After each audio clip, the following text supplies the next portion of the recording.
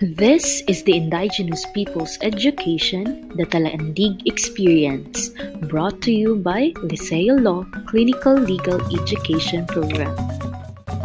The right to education is internationally and globally recognized to bring about changes in the world and among individuals. It is a right vested not only to those who have the means to afford good education, but to anyone. Any person has this right regardless of the religion or language, social status, whatever the color of the skin, political inclinations, and economic condition. However, being a present phenomenon, education in the Philippines is confronted with a challenge even from its initial phase: the accessibility. Availability of education is given, but its accessibility is another thing. An evident scenario for the minority groups in the country, the indigenous people or the indigenous cultural communities. So, who are the indigenous people?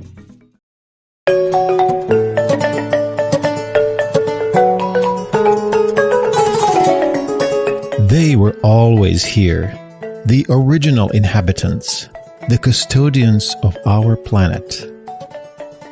They have lived on their ancestral lands in harmony with nature for centuries.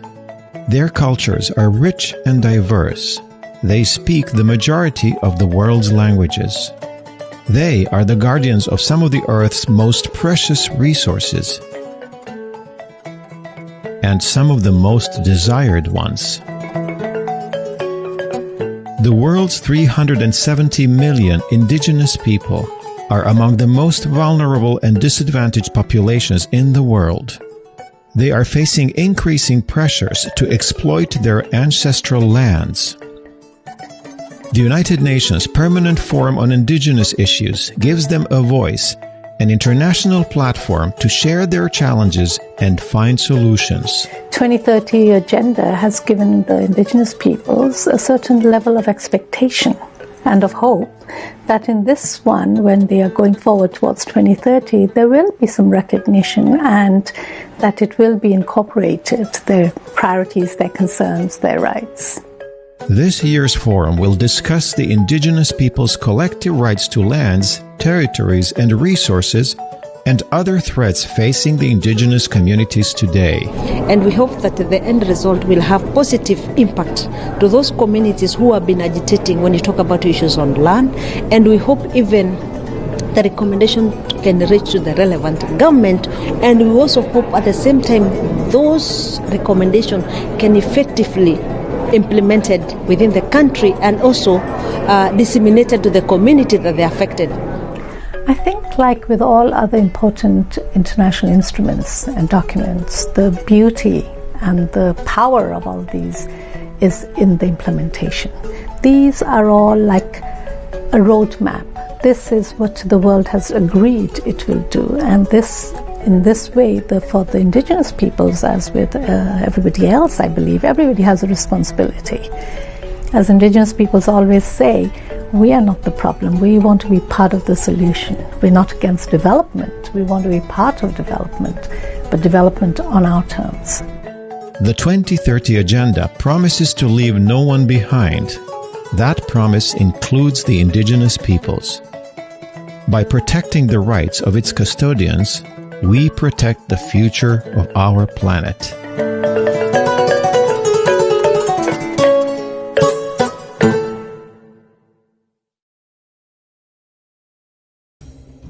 The Philippines is composed of thousands of islands. With its archipelagic characteristics, it is a country with diverse cultures, such that an estimated 14 to 17 million of its people are indigenous people, belonging to 110 ethno-linguistic groups, which includes the Talaandig tribe of Sungkot, Lantapan, Bukidnon.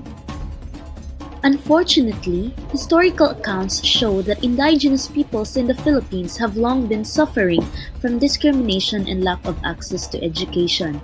Indigenous education has been a phenomenon for decades now. Legislation of international laws, Philippine laws, and customary laws supporting them were authored internationally and locally.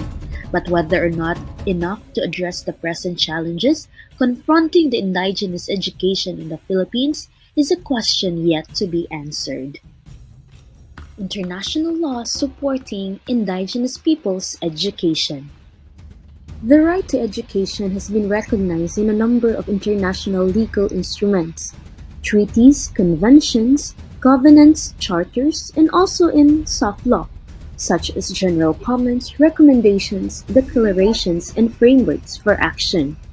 The Universal Declaration of Human Rights, adopted in 1948, states in Article 26 that everyone has the right to education.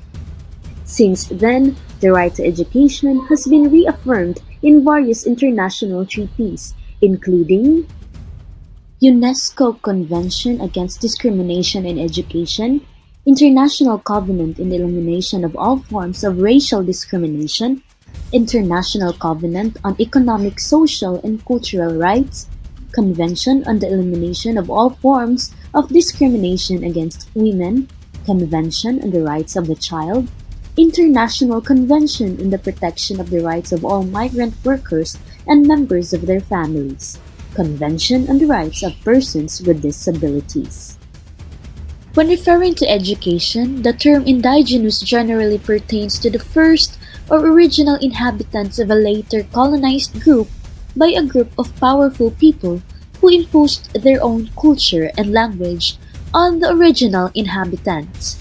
According to the United Nations Educational, Scientific and Cultural Organization, or UNESCO, local and indigenous knowledge refers to the cumulative and complex bodies of knowledge, know-how, practices, and representations that are maintained and developed by people with extended histories of interaction with the natural environment.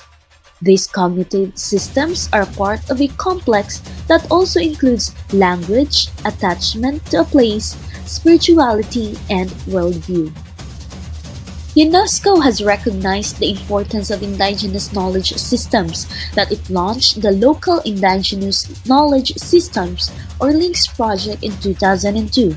The LINKS project focuses on the interface between the local and indigenous knowledge and the Millennium Development Goals of poverty eradication and environmental sustainability. It addresses the different ways that indigenous knowledge, practices, and worldviews are drawn into development and resource management processes. It also considers the implications these may have for building equity in governance, enhancing cultural pluralism, and sustaining biodiversity. The local and indigenous knowledge includes the sophisticated understandings, interpretations, and meanings that are accumulated and developed by people having extended histories of interaction with the natural environment. For the vast majority of rural and indigenous people, these knowledge systems provides the basis for local level decision making about fundamental aspects of day-to-day life. This historical definition of indigenous prompted institutions to implement policies that will protect the rights of IPs and ensure that their culture and traditions are preserved. The integrity of this protection, however, at times remains to be questionable as they are constantly challenged by the adapting to mainstream culture. Then here comes the United Nations Declaration on the Rights of the Indigenous Peoples, or UNDRIP. It regenerated the rights of indigenous peoples scholarship, which covers the declaration's scope, applicability, and implication on national law on indigenous rights.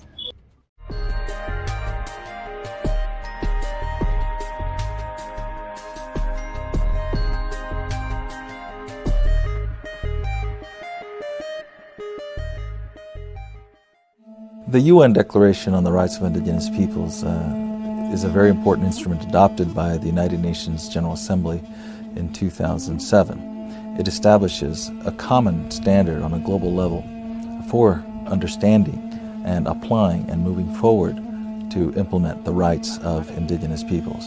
It represents a consensus of the global community about these rights. And so for indigenous peoples, it's an important tool when they confront violations or threats to their rights. national human rights institutions should and do, increasingly we see, use the Declaration as a common point of understanding Indigenous peoples' rights and as a starting point for initiatives to assist Indigenous peoples in seeing their rights realized. And Indigenous peoples are really on the international agenda now because finally we have a Declaration on the Rights of Indigenous Peoples. You know, it's not a covenant or convention, but it's quite an extraordinary document which I think wonderfully interweaves individual and collective rights and shows that they're not in contradiction with each other. They're different sides of the same human rights coin. And so it's a pretty special document, but it also helps governments, but also national institutions to understand just what is necessary for the rights, the human rights of Indigenous peoples to be practically realised. The Declaration is now a document that no country in the world opposes. You know, 4 originally opposed it when it was adopted in 2007, but fortunately, us included in Australia, have changed our views on it. So it refers to, 350 million Indigenous people across the world. You don't find too many of us that haven't been colonised in the same way we've been colonised here in Australia, so we're generally minorities. There was huge discussion, and there were also, of course, differences, but finally people came together because Indigenous people came together because they saw how important to have such a declaration. So I think in that process, I'm very pleased to say that it has not only came with the declaration, but Asia as Indigenous movement, the Indigenous people's movement, has come together, has gelled, and now they're using, for example, all the Indigenous groups, and they actually use the declaration to review the policies and laws in the country, and also looking at how they can actually come together as a network of Indigenous peoples, and I think that's the strength that they're having now. We have a number of cases where it has become a key tool, not only in international context, but at the national and even local level for Indigenous peoples to claim their rights and to make sure that their issues are considered. These kinds of international instruments could be a guidelines to address these kinds of, that the historical injustice to the Indigenous peoples. And what will happen, the benefit is that if Indigenous people's rights is addressed, if Indigenous people's concerns is addressed, it will really ensure the human rights in the country. Yeah, for instance, Australia, where Indigenous people in this country make up 2.5% of the population. So I take it literally when it talks about in the preamble about, it's about a document that resets relationships between Indigenous people and states. And I think it's from that basis that I take it forward, because we had a scare campaign here in Australia when we first started talking about adopting the Declaration, that we'd create these other states and it would break down relationships. I think it's quite the opposite. I think the Declaration actually sets the space and the parameters around good relationships between governments and Indigenous people, and that's how I intend to use it here in Australia. Our record in New Zealand is that anything that's gained for Māori or reclaimed for Māori has come through protest and struggle. It's never ever come because it's a good idea. It's always been opposed and resisted and all that, and I think the Declaration's going to be the same. The best thing we can do is just get people using it, and the best way for people to get to use it is to find something in it that they want.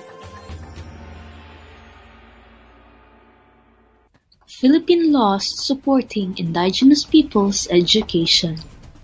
The right to education of the IPs, or the Indigenous cultural communities, is also promoted and protected in the Philippines.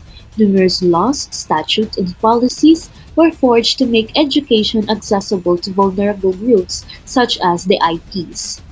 The country has more than 110 ethnic tribes and cultural communities whose cultures and traditions are in varying states of extinction.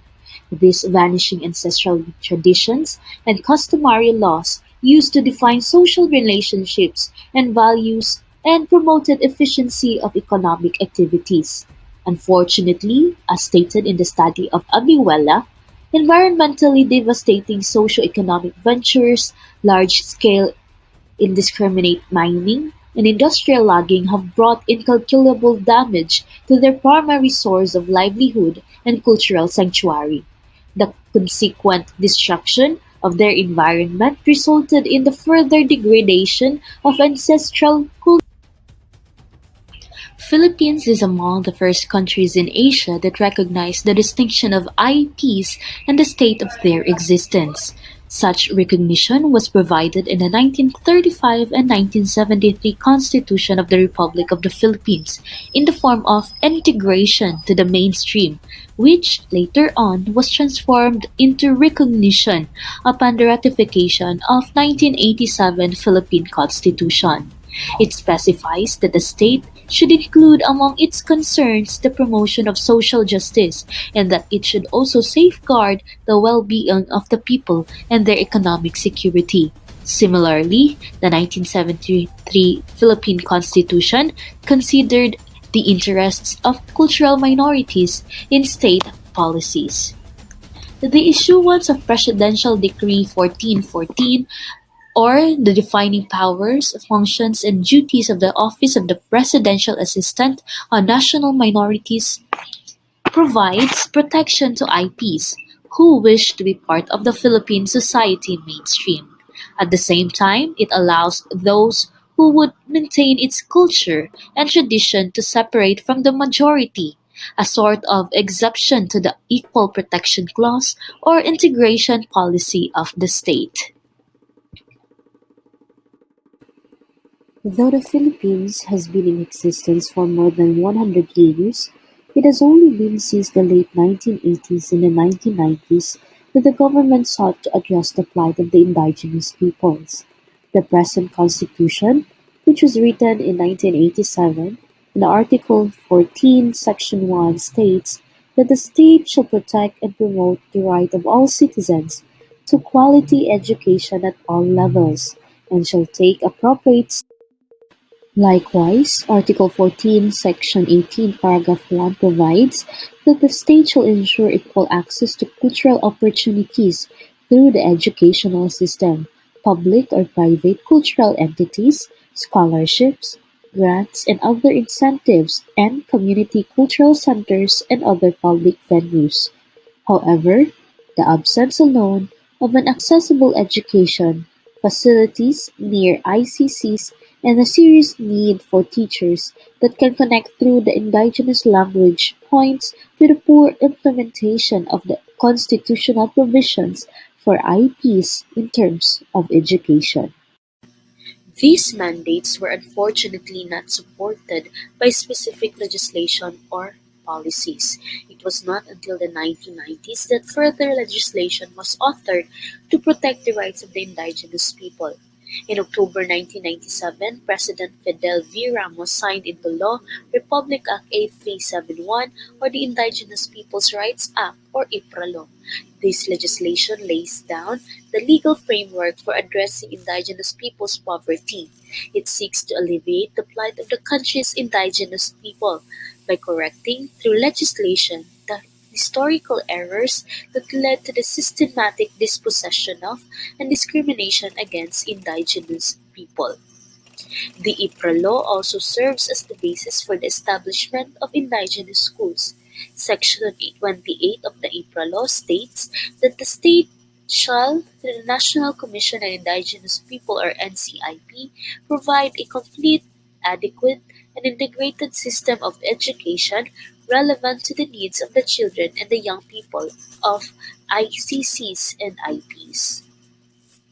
Further states that the state shall provide equal access to various cultural opportunities to the ICCs or IPs through the educational system, public or cultural entities, scholarships, grants, and other incentives without prejudice to their right to establish and control their educational systems and institutions by providing education in their own language in a manner appropriate to their cultural methods of teaching and learning.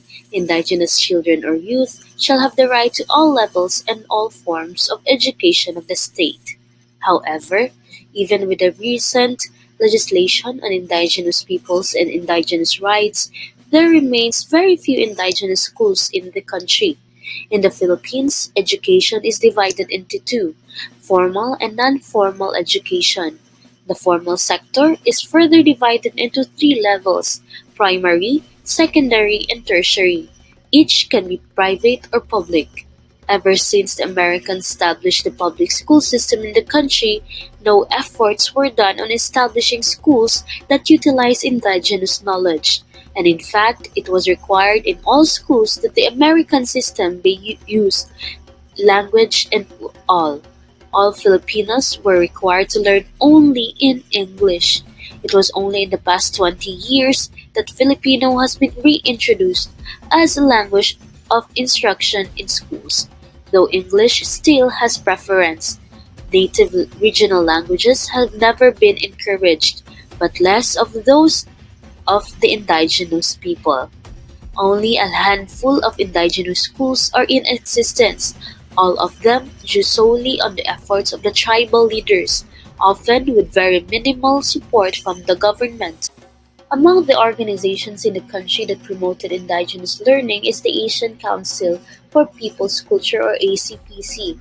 It was ACPC that came up with the CCAT program, or the Schools for Indigenous Knowledge and Traditions.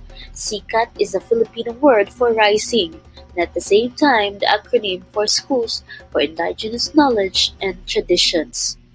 The combination of both meanings expresses well what the CCAT program is all about.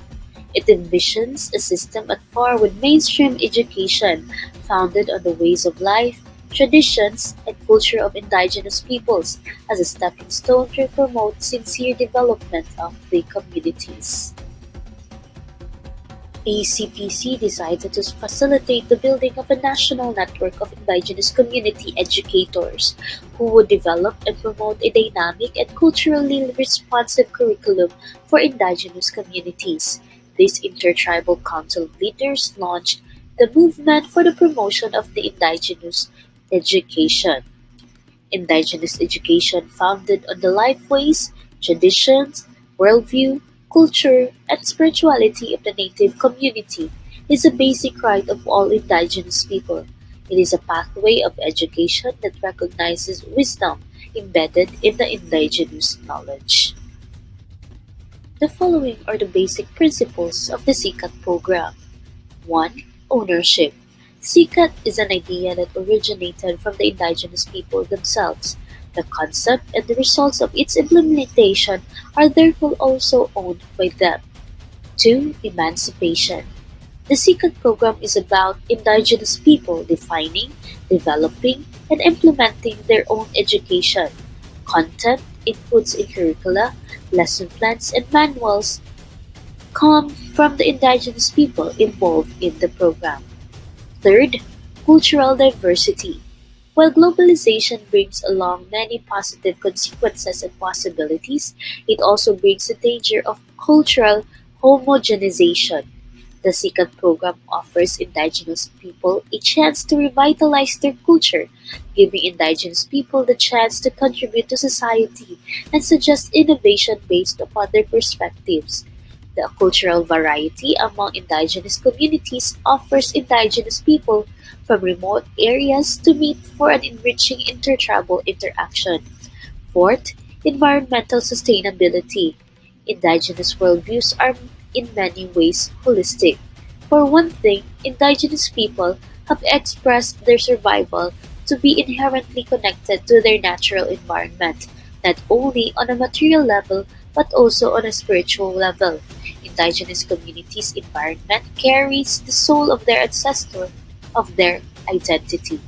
The concept of ancestral domain and environmental sustainability urgently needed to safeguard this ancestral domain has a central place in CCAT curriculum. Fifth, community-centered. Local representatives who are immersed in trainings like developing curriculum are the ones expected to eventually teach and sustain the respective community. CCAT school. Sixth, rooted in day-to-day reality. One reason for indigenous people to want to establish cultural responsive education is the experience that what children learn in mainstream school is often not relevant in their day-to-day lives. Seventh, recognition.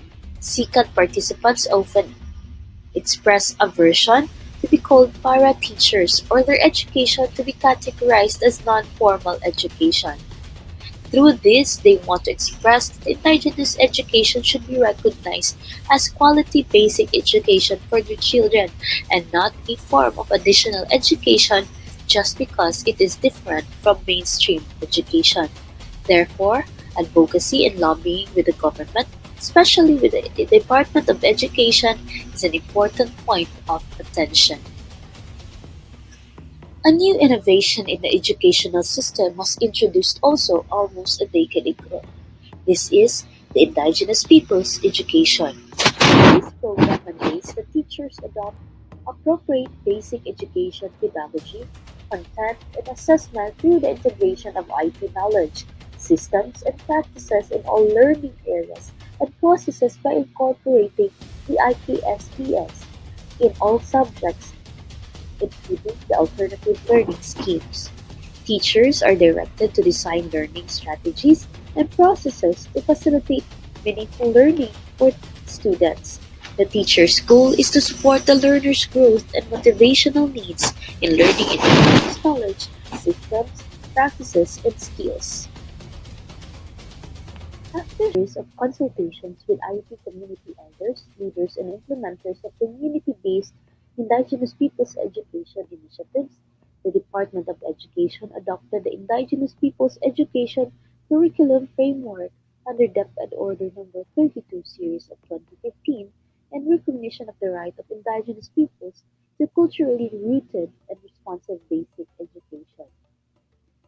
IP-Ed was then enhanced to provide guidance to schools and other education programs as they engage with Indigenous communities in contextualizing the K-12 curriculum based on their respective educational and social contexts. The implementation of mother tongue-based multilingual education or MTBMLE among Indigenous learners aim to generate and enrich Indigenous knowledge, systems, and practices, and Indigenous learning systems. This aspiration of DepEd for the Indigenous peoples in the country is very valuable. However, it has been observed that many teachers, including the elementary school teachers, whose pupils are all identified as IPs, are not prepared of providing accurate information and proper knowledge to their pupils. These teachers are not aware and not properly equipped with strategies in teaching IKSPs and IELTS of the Talandig tribe included. The National Indigenous Peoples Education Policy Framework mandates that schools and teachers in basic education adopt appropriate basic education pedagogy, content, and assessment through the integration of Indigenous knowledge, systems, and practices in all learning areas and processes by implementing the following in schools: learning centers and other learning services with enrolled IP learners. First, mother tongue-based multilingual education. Second, culture-responsive education for sustainable development.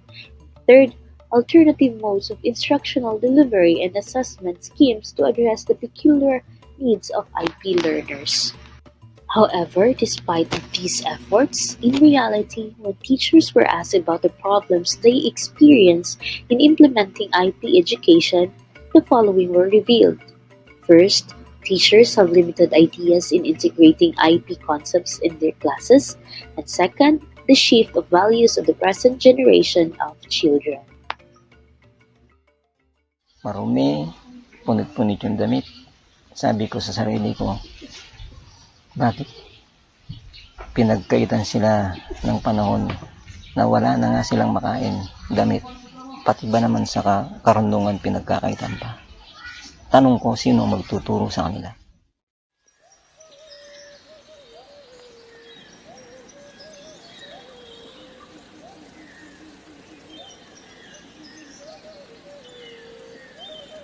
Alas 6 ng umaga at patungo na si Sir Andrew sa kabundukan. Ayon sa kanya, maswerte raw siya at nakasabay siya sa aming team papunta sa paaralan. Dahil sa mga normal na araw, nilalakad lamang niya ang baku-baku at maputik na daan.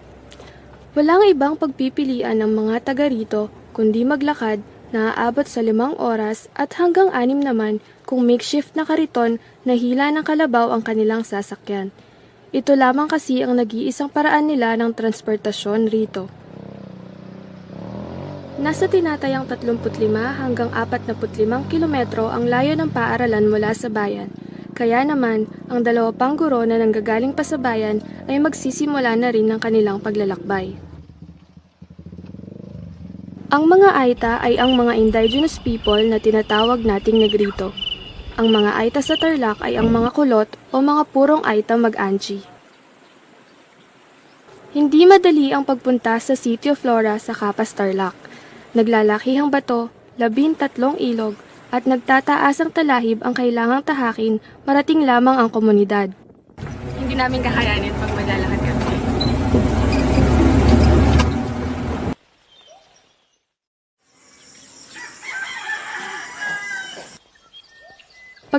Pagdating sa lugar, nagbihis na si Sir Andrew upang magtungo sa paaralan.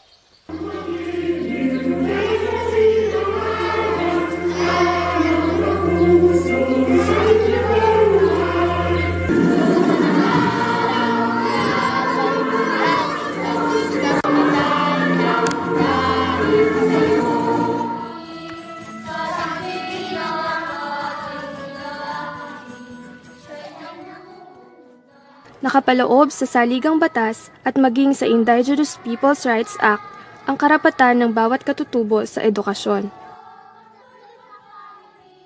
Taong 2011 nang inilabas ng Kagawaran ng Edukasyon ang DepEd Order No. 62 o ang National Indigenous Education Policy Framework. Ako si Andrew Victoria, isang Aita, isang teacher na kasalukuyang magtuturo at nagtatrabaho dito sa komunidad ng Flora. Ano ba? Huli. Yan. Ano ba? Dalo. Ibang klase ang pagtuturo pagdating dito. No? Hindi katulad sa baba na kasi nakaka-experience sila ng mga panonood ng TV, pakikinig ng radyo, pangarap ng computer. Dito kasi wala. As in talagang wala. May mapapakinggan sila sa radyo pero hindi ganun kaano yung technology dito. Kaya mahirap. Yung isang lesson dito, maabot kami 3 araw. Ganun siya kahirap. Para lang maintindihan. Para lahat sila makaintindi. Kasi hindi naman katulad sa baba kasi yun nga, may tutor na nagbaback up sa kanila. Dito wala. Sariling sikap talaga nila. Kaya mahirap din sa aming guro. Nag-aral ka, yung pangarap mo ako agad. Diba? Nanong mayari ka? Pag kaya na ka, nag-aral. Namuso. Ano ba? Manyarbon. Ano ba? Manyarol. Diba? Hanggang na mo ka rin. Pareho lang naman kami. Pag teacher ka ng IB, parang teacher ka na rin sa patag. Yun lang. Ang magkakaiba lang, yung mga hazard pay. Kasi tulad niyan, malayo tsaka nakaka-risky yung dinadaanan namin. Yun yung katumbas ng hazard pay na binibigay nila annual. Agosto ng nakaraang taon, inilabas ang IP-ED Curriculum Framework na naglalayong maging gabay sa pagtuturo sa mga katutubo alinsunod sa K-12 curriculum. May iPad curriculum na framework pero hindi pa nila dinidistribute sa mga mountain school. Kaya ang curriculum na ginagamit namin ngayon is doon sa baba. Dahil hindi lahat sa kanila ay nabibigyan ng pagkakataong makapag-aral, ang kagustuhang makamit ang nararapat na kaalaman ay nahahadlangan. Ako po si Angelica M. Victoria. Kami pong mga grade 5, wala po kaming libro. So ang ginagamit po namin na libro, yung pong grade 4 na libro. Kasi hindi po nila madadala yung libro namin ng grade 5 kasi po tag-ulan na. Okay. Paano yan? Tag-ulan na? Siguro po sa next year na lang.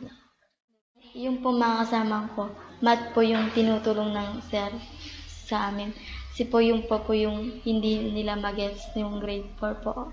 O yung classmate po na lalaking grade 5 po. Si po mas maano po, hindi po madali yung math sa kanila. Pero sabi ni sir, makinig lang po daw kami sa kanya. Maaalaman po namin kung ano yung ng math sa amin. Kasi po, yun po yung favorite subject ko. Kasi po sinasabi nila sa amin po, magpaka-aral po kami para po yung hindi po naabot ng mga magulang namin, maaabot po namin. Kasi? Hindi po sila nag-aaral.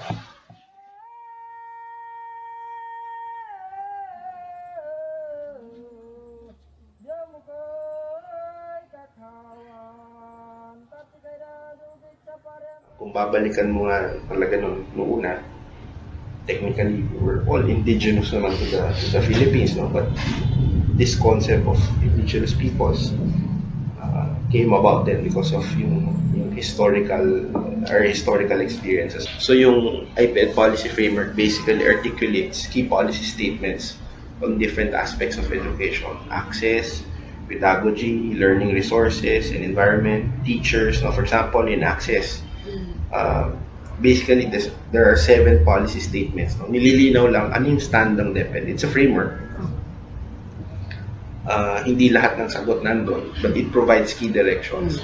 But don't expect na there will be like a bunch of papers saying, oh, teacher in an IT community, ito yung ituro mo. You cannot expect that from the IPED program. Ayon sa IPED curriculum, kasama sa proseso ang pagkilala at pagtanggap ng mga kontekstong pangkatutubo na indigenize sa takdang aralin. Hindi mo nagagamitin ng apple para ituro mo ang letter A. Ang gagamitin mo lang A kung ano yung nakikita ng bawat indigenous people sa kanilang lugar.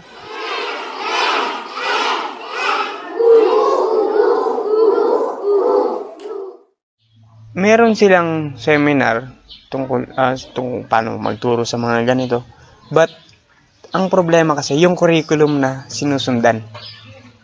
Kailangan, sabi ng curriculum, kailangan tapusin ang lesson na to sa ganitong araw. Hindi mo naman kaya. Hindi naman kaya mong ituro, pero kaya ba nilang intindihin sa ganong kabilis na pasadahan ng lesson? Bukod sa suliranin sa curriculum, isang balakid rin ang contact hours ng mga guro sa mga mag-aaral. Kung maaga po yung mga teacher, magpapasok sila ng Lunes ng tanghali. So, hanggang hapon. Pila ka nga Lolo? 4 po. 4? Bakit 4? Magpinawala po di sir kung Lunes po. Dahilan ng nasa kabundukan ng paaralan, mahirap para sa mga guro ang pag-akyat, kaya pinaiikli na lamang ang bilang ng araw ng pagpasok sa paaralan. Dapat clear yung arrangement with the division. They cannot just unilaterally say na 3 days lang ako pa. Hindi pwede kasi nga you have something to deliver eh. Kumbaga, kailangan ganito yung contact time, yung contact hours mo with the bata. Kasi otherwise, paano mo matuturo yung naka-program, di ba, sa curriculum? When you say short change, meaning lugi yung bata, hindi pwede yun. So, you have to find a way. Again, the end of the day, it's not about the teachers. All of these things, it's not about the teachers. It's about the learners. Diba? Learner-centered tayo.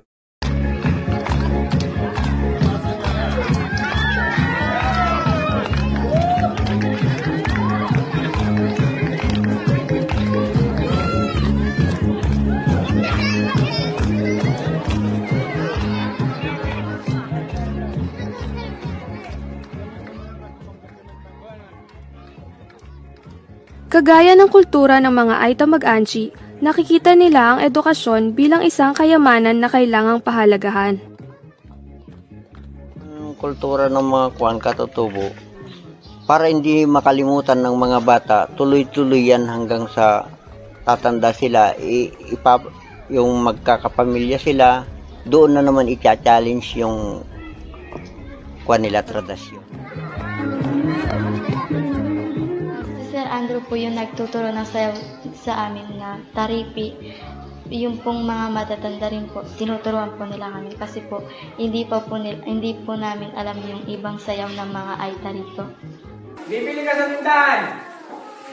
Bibili ka ng 20. Sabi na nanay mo, bili mo yung 15. Ilan sukli mo? 5. O, pag hindi ka nadaran, hindi mo alam. Hindi na binigay sa'yo yung sukli, nagaya ka na, wala ka pa rin alam. Kang mama.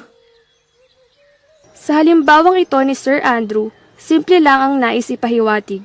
Ang matutong mag-add, subtract at magbasa ay ang tanging magagamit ng mga IP upang hindi maloko ng mga tagapatag. Kagaya na lamang ni Angelica na paborito ang math. Hindi po nila ako madadaya kasi po alam ko po yung math. Pag po kasing hindi mo alam yung math, kunwari may 20 ka po, na nakabili ka ng 10, tapos binigyan ka lang ng 9 pesos kasi po dinaya ka nila. Pero wag ka dapat po magpabadaya sa kanila kasi po uulit-ulitin po nila yung pagdaya sa inyo. Okay. Sa parang pagtrabaho, dahil nulolinggoy sa mukha ay kakawan. Tawa mo mahiling. Ako si Mr. Randy Sales Tapang, ang officer in charge of Flora Primary School. Sa ngayon, 3 kaming teachers na nagtuturo dito. Ang tungkulin ng isang mamamayang makabayan. Broad-minded in general, kasi hindi ganon kadali ang isang teachers ng isang IP. Ang unang kalaban niya, racial discrimination sa lowland, kasi tinatawagan silang baluga, bubo, mabantot. Pag pinapasyaran ko sila sa bahay, may time na hindi sila kumakain, so lack of food. And then mga magulang, walang source of income. So papasok yung bata sa loob ng classroom, stay lang siya ng mga 15 minutes. Tatanungin mo siya, bakit?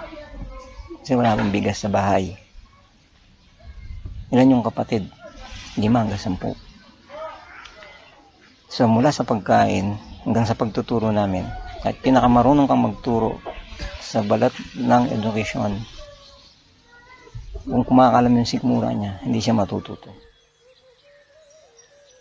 Para kay Sir Randy, simple lang sa Flora, pero hindi lahat ng simple ay madali. Paano nga naman daw sila makakapagturo ng chalk at board lamang ang kanilang instructional materials? So ang ginagawa po namin, under DepEd number 62 nga, the word indigenize. So for example, wala akong gamit na instructional materials. Ang gagawin ko, kukuha akong mga bato sa sapa. So gagamitin ko sa math. Bawa, nasa multiplication ako, o nasa addition. O 6 plus 6. So hindi niya alam. Kukunin ko yung mga batong galing sa sapa. Pabibilang ko sa kanya. So number of stones, 1, 2, 3, 4, 5, 6. Dagdag niya. Itang 6. Pila niya nakuha mo? 12. So nagamit ke itang karalang environment as a indigenize. Kaya pang curriculum. So hindi ko maintindihan bakit nandito ako sa Flora. So the things na na-remembered ko lang, naawa ko sa mga batang yan. Makita mo sila, hindi na ganyan yung bihis nila. Marumi, punit-punit yung damit. Sabi ko sa sarili ko, bakit pinagkaitan sila ng panahon na wala na nga silang makain, damit, pati ba naman sa karundungan pinagkakaitan pa? Tanong ko, sino magtuturo sa kanila? Might be you. It might be you. O ikaw kaya? Sino kaya ang bayani ang magtuturo sa kanila?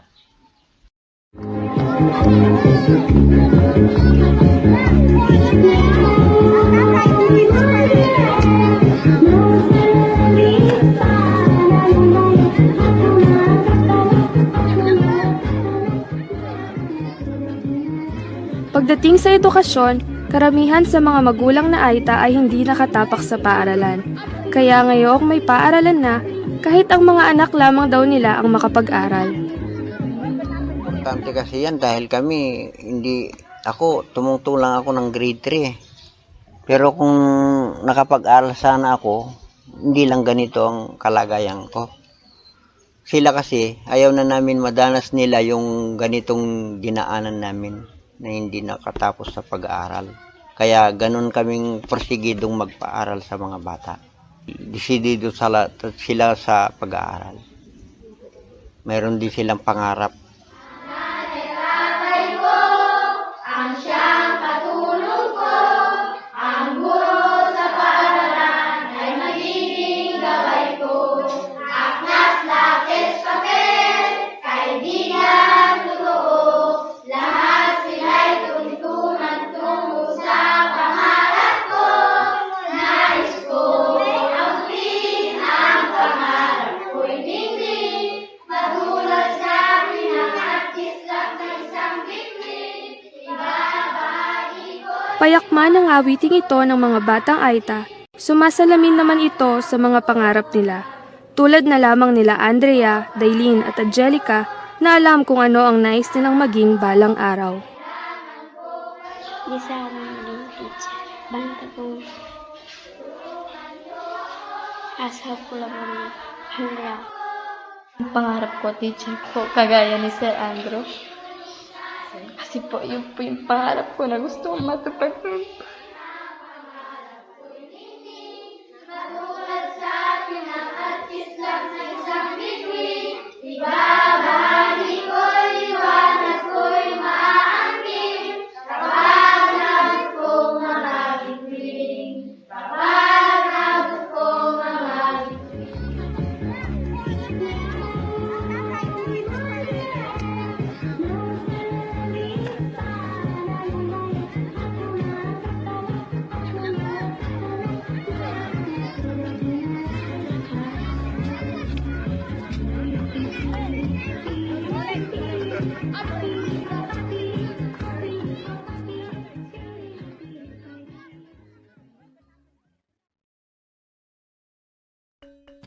The customary laws supporting IP education. Indigenous communities have a system of education. Each tribe in the country has a system that started since time immemorial, of transmitting knowledge and forming the youth to become responsible human beings. This view is similar to the modern concept of education, a word derived from the Latin word educare, or meaning bringing up or bearing. This also relates to the international concept of indigenous knowledge systems and practices, the system of knowledge generation, storage, transmission, and evaluation being kept alive by indigenous communities in different parts of the world. These knowledge and ways of knowing are nurtured and acquired through centuries of living through the ancestral domain. As one Hopi elder put it in Hopi Elder 1993, Survival 1994, people always ask, so where do you get your knowledge? And I say, from the ancestors, from the time of creation. The ancestral domain is the school of indigenous communities. Where was their school? Elders say that learning is anywhere, the home, the fields, and the rivers, during walks, hunting, planting, and etc. Second, learning is everywhere and at every moment. The learning space is the ancestral domain. This is similar to the lifelong learning concept in education circles today. This indigenous education system that has been practiced for centuries has to be recalled by indigenous communities. In some tribes, learning venues or institutions are also present. These are venues for youth to gather and, in interaction with elders, learn about community dynamics and practices. So, who taught our ancestor? The third, the sources of knowledge and wisdom. The elders say that anyone is a possible source of knowledge and companion in the learning process. The parents, grandparents, elders, who have recognized expertise, even peers and younger children. What is passed on from one generation to the next is usually called the traditional knowledge. Perhaps if there is one teacher unique to indigenous peoples, it is ancestral domain or creation. Elders speak of particular creatures telling us or teaching us. Another unique teacher would be the dreams, with some tribes learning their weaving designs, medicinal plants, and other knowledge through dreams. Dreams as a kind of teacher is also called revealed knowledge. It is unfortunate that today these types of knowledge has been labeled superstitions. Fourth one is that indigenous peoples have a curriculum too. The indigenous peoples have a sequence of content and competencies to be taught based on the stage of growth of a person. Indigenous education, therefore, has a curriculum which varies depending on the situation of the tribe. Fifth, indigenous books and knowledge storage system. The elders are the repository of knowledge. Their memory is the library of indigenous communities. Elders say that knowledge is stored in songs, chants, dances, rituals, and day-to-day activities of the tribe. One elder stressed out that day-to-day living and the cycle of life of the community was the ultimate repository of knowledge, for it was in living the knowledge that its remembrance and storage were ensured. Sixth, evaluating learning. Indigenous peoples have exams too. The elders see application of knowledge as the test in itself, with the outcome being the indicator of degree of knowledge gained. Depending on the tribe, there are indicators of mastery. For instance, the part of the body hit by a trap, for example, shows how a skillful hunter is in making the trap. Another indicator of learning was the capacity to teach others. Some tribes have titles for the experts in their communities, equivalent to today's masters and PhD degrees. Seventh, indigenous people, education, philosophy. The tribe's worldview guides the whole process of learning the IKSPs of the community. A worldview is a unified version rather than an individual idea. The worldview that land is life and is sacred is fundamental, and this permits their IKSPs where the ancestral domain is classroom and teacher at the same time, and nurturing and protecting the ancestral domain is a fundamental tenet in molding the young children. 8. Teaching learning strategies. Among tribes, there are some common teaching learning strategies, such as demonstration, actual activity, apprenticeships for special roles like healers, and direct instruction.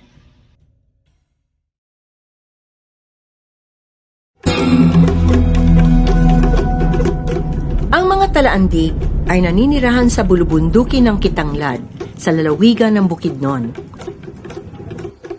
Ang kanilang buhay ay kaugnay ng kagubatan.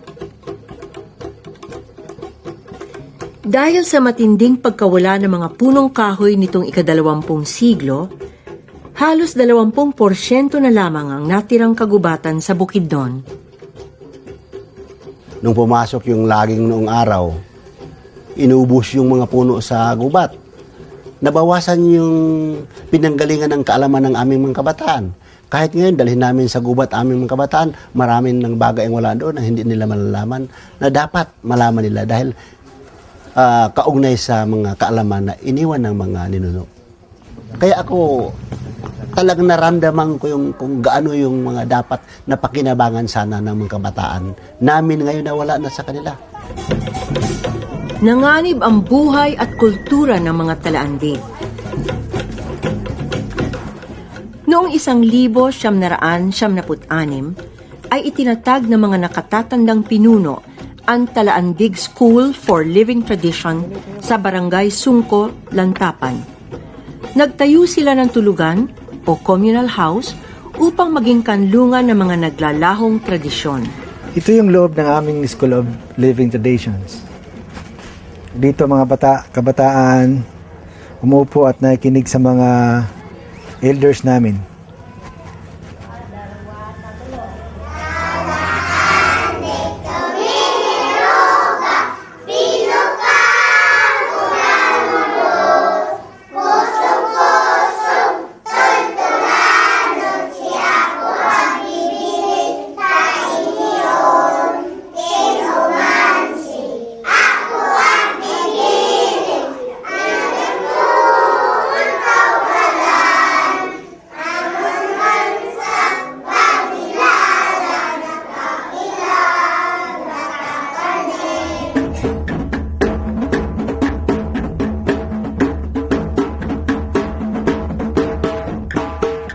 binubuhay natin dito ang mga tribal musical instruments, yung mga kubing, yung pulala, yung katyapi, dayuday, saka mga sayaw, at saka mga awitin ng talaandig. Tapos pati rin mga tambol. Halimbawa, ito isa sa mga tambol na nagawa dito.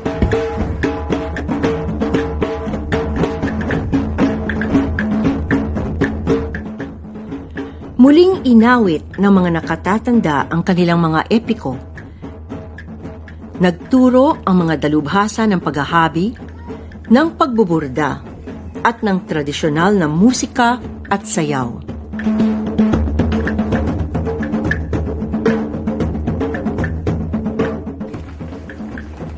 Isang landmark na mayroong nagaganap na living tradition dito. Kasi hindi naman araw-araw ang mga elders umaakyat dyan sa school na yan sa loob para magturo ng mga bata. Ang challenge lang doon ay dapat isa sa buhay nila kung ano yung buhay bilang pagpreserba ng kultura. Halimbawa, dito sa amin is araw-araw ang mga kabataan ay gumagawa sila ng musical instruments. Itinaguyod ang mga espiritual na gawi, ang likas na pag-iingat sa kalusugan at ang katutubong paglunas at mga gamot. Ipinamulat sa kabataan ang pangangalaga sa kapaligiran at ang gampanin ng tradisyonal na pamumuno. Bata man o matanda ay nakapagpinta gamit ang putik mula sa lupa ng ninuno. So makita natin dito ang kahalagahan ng lupa. Hindi lang bilang isang teritoryo, kundi bilang isang medium para tayo ay makapagpakita ng kagandahan ng ating kultura. So, yung pamamahala, yung governance ng katutubo ay nakaugnay sa lupa, sa isang teritoryo. Yung identity is natatangi yun sa bawat katutubo. Pag nawala yun, parang nawala na rin ang mga katutubo.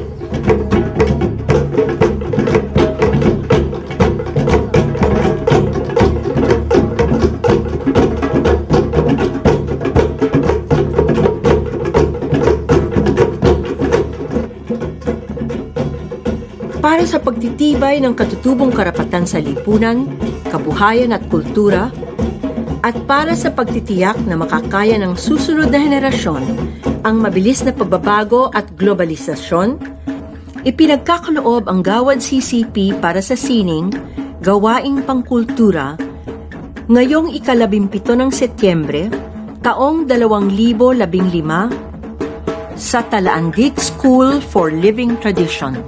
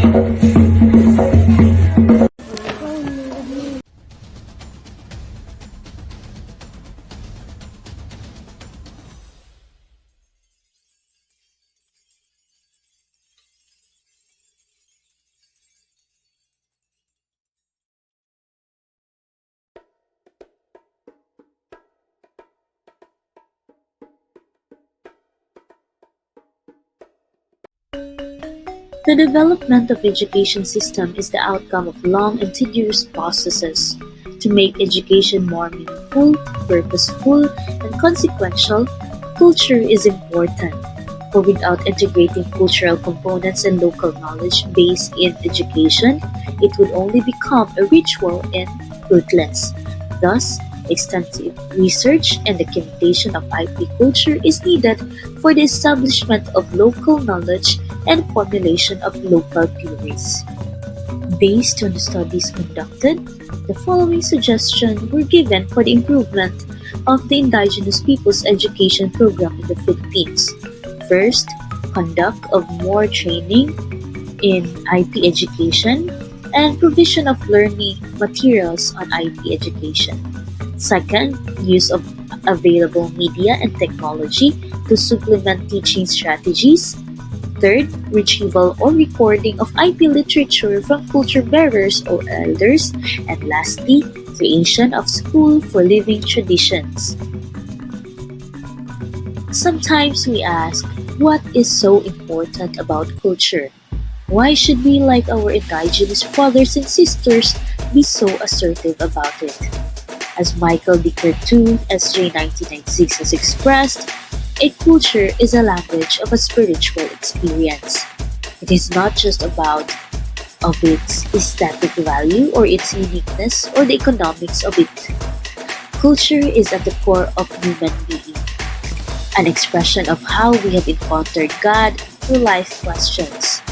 It contains the blessings or graces of God to a people which, if nurtured well, make us able to share these blessings and graces with each other. In the case of our indigenous brothers and sisters, they have shared their blessings with us, but were abused, neglected, and ridiculed in return. We hope to continue journeying with our indigenous brothers and sisters as they articulate and define an education system that will once again nurture their tribe, communities, and culture before it is too late.